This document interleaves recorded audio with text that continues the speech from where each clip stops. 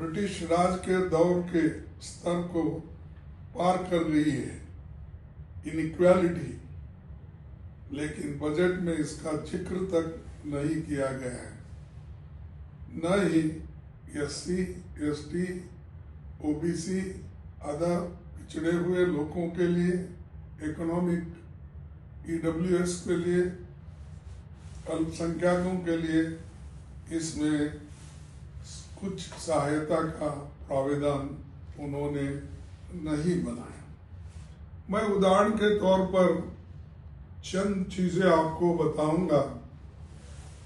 Education में last year जो allocation हुआ था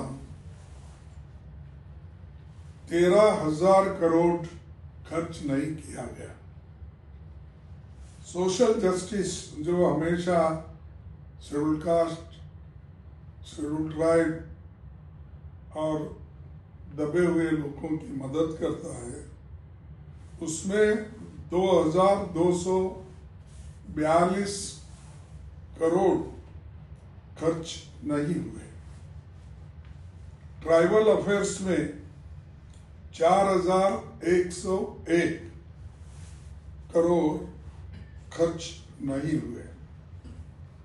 माइनॉरिटी अफेयर्स यानी उनके लिए जो पैसा रखा गया था उसमें 1,190 करोड़ आज खर्च नहीं किए।